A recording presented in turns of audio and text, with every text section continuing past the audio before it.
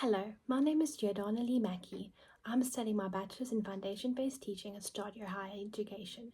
I'm currently in my second year. My student number is 252-34527. This is my SF1 assignment for Educational Psychology. Today we're going to be looking at Bronfenbrenner's theory of childhood development, looking at the 4 nesting systems that all correlate and work together. So here we have the macrosystem first, the mesosystem, the exosystem, the macrosystem, and the craniosystem. Here is Yuri Bronfenbrenner. The macrosystem. The macrosystem is the two-way and constant relationship between two systems. So it's the child and the ones that are in direct contact with the child. This is usually the child's family, either the child's teacher at school or their peers and friends at school. Right? The macrosystem is the foundation and the primary base for all the systems that correlate to all of it. And the macrosystem is the most important because as that starts to fail, everything else fails. A good example is one of my best friends. Her father had passed away and she was very young at the time, so obviously she didn't know how to cope with it because her mom had to deal with it as well. So first of all, it's starting with the family, and there's problems going on in the family, which then is going to affect her schoolwork and her school life, which then is going to affect all the other systems that connect together, that are woven together. So the macrosystem is the central set of systems surrounding the child's playing and that plays a crucial role in their life. The mesosystem is the relationship and the level of communication that coexist in the macrosystem. So the macrosystem and the mesosystem correlate because it is the level of communication and the type of relationship between the two. So this is the relationship between the parent and the teacher. So if there's an issue going on, like in my essay where it says as my parents were getting a divorce, my teacher obviously knew that I had behavioral changes. I was being disrespectful, I was being naughty, I was being rude, which, set off alarm in her head, and she was a bit concerned from the big change all of a sudden because I was a happy, bright, smiley, obedient child, and now all of a sudden a big change. And she obviously called my parents in to chat. My parents had told her what had been going on, but obviously my teacher had looked past that because my parents had put me in therapy, but that's obviously not going to fix the home environment and situation that I had to deal with every single day. So I was still naughty, but she looked past that, still punishable. She didn't try to look at the whole picture. I mean, that's what all of this is, because you can't, I wouldn't say define a child, but you can't piece together a child or study a child or psychology through pieces. It comes as a whole, not just as one, because all one pieces affect the one whole. So the mesosystem is the relationship and communication between the two systems, and it is optimal and efficient for these to ideally work together and support each other, for the child to function optimally and efficiently and have no negative development in the child's life going further and in that point in time. And the macrosystems, if they are not properly supported by the child, another macrosystem could overtake that role. Like I said, after my best friend's father had passed away, a few years past that, she was about in grade 8, when we had our grade 11 class teacher, who is our consumers teacher. He was kind of a father figure to her, guided her, helped her with her varsity, stuff like that. So that's kind of the mesosystem step up that they're referring to here, is someone else can step up, not fully, but fill those gaps in supporting the learner.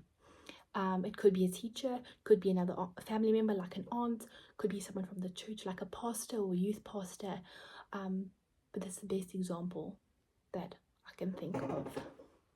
Then we're going to look at the macro system, and this is the dominant socioeconomic structure that surrounds the macrosystem, and this involves your morals, your values, your religion, the different types of culture amongst others, and how it can differ from person to person, because I was quite ashamed because of how I've been brought up and the morals and values I've been brought up in church, that divorcing is a sin and stuff like that. So obviously the Christian girls' school that I went to was very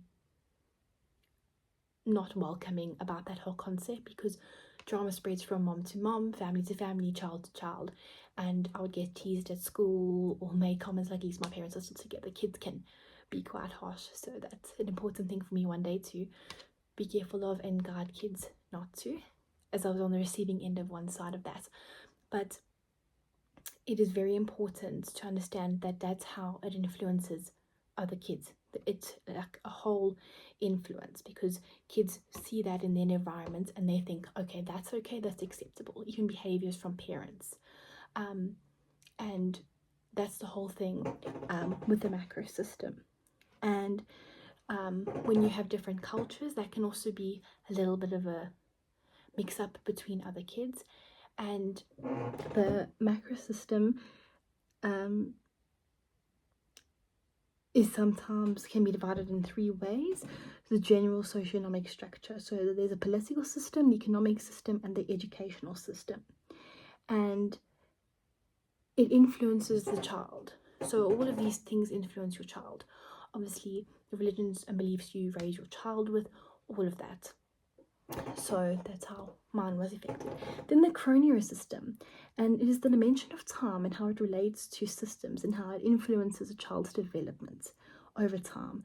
And there are changes that occur in the systems and the ones around the system.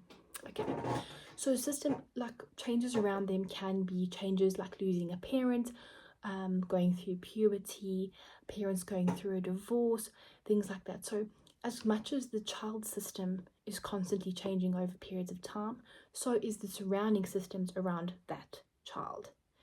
And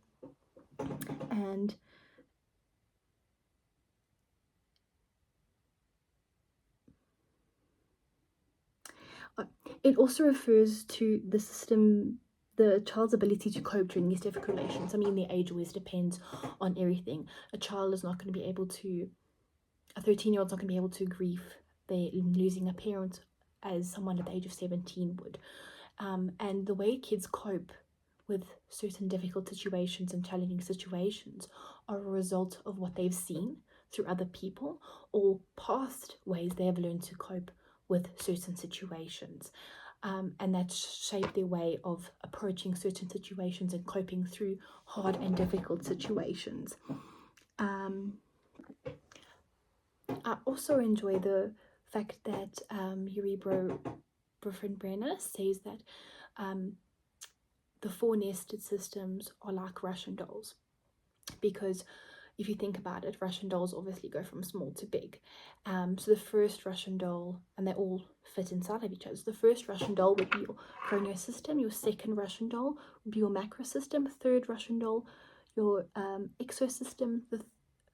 The fourth Russian doll would be your mesosystem, and the fifth would be your microsystem. And they all formulate inside of each other, and the microsystem would be the smallest one and the base covering in between all of those Russian dolls, which is really good points and way to look at the theory, that it helps explain it a lot easier and understanding. And I really enjoy learning about this topic because it shows you how no kid is ever just naughty. There's always something going on in the background. There's a lack of support, lack of communication, lack of interest from the parent side. So it's really cool to learn that that's how kids function, and that's the result of bad behavior or not following through child development properly, and negative child development, which I really enjoy learning about, and I'm enjoying educational psychology. Thank you.